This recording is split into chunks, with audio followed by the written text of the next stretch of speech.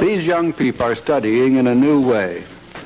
Class in spelling, it might as well be arithmetic or algebra or grammar or in fact anything involving the use of words or symbols. Each student is using a teaching machine, a device which creates vastly improved conditions for effective study. What are teaching machines? How are they used? What can they teach?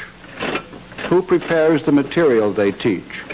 And how does this material differ from textbooks, lectures, and educational television? What impact will machine teaching have on school organization? Some of these questions can be answered in at least a preliminary way.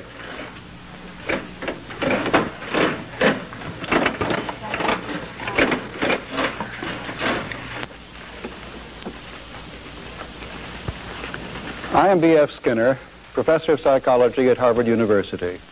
I should like to discuss some of the reasons why studying with the help of a teaching machine is often dramatically effective. With the machine you have just seen in use, the student sees a bit of text or other printed material in a window. This may be a sentence or two or an equation in arithmetic. Some small part is missing, and the student must supply it by writing on an exposed strip of paper. His response may be the answer to a question or the solution of a problem, but generally it is simply a symbol or word which completes the material he has just read. As soon as the student has written his response, he operates the machine and learns immediately whether he is right or wrong. This is a great improvement over the system in which papers are corrected by a teacher, where the student must wait perhaps till another day to learn whether or not what he has written is right. Such immediate knowledge has two principal effects. It leads most rapidly to the formation of correct behavior. The student quickly learns to be right. But there is also a motivating effect. The student is free of uncertainty or anxiety about his success or failure. His work is pleasurable. He does not have to force himself to study. A classroom in which machines are being used is usually the scene of intense concentration.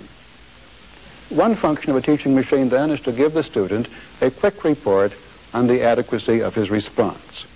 This is important not only for efficient learning, it generates a high level of interest and enthusiasm.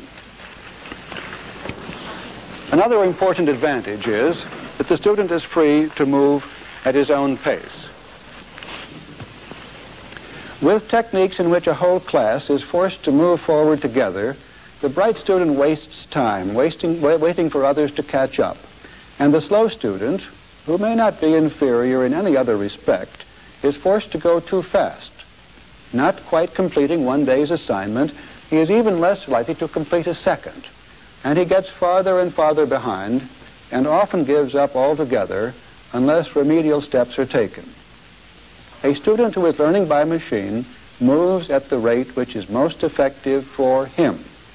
The fast student covers a course in a short time, but the slower student, by giving more time to the subject, can cover the same ground. Both learn the material thoroughly. A third feature of machine teaching is that each student follows a carefully constructed program, leading from the initial stage where he is wholly unfamiliar with the subject to a final stage in which he is competent.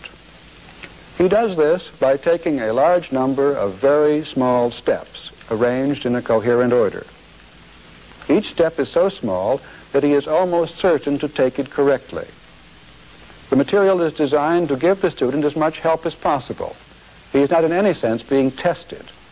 Instead, helpful hints, suggestions, and prompts maximize the chances that he will be right.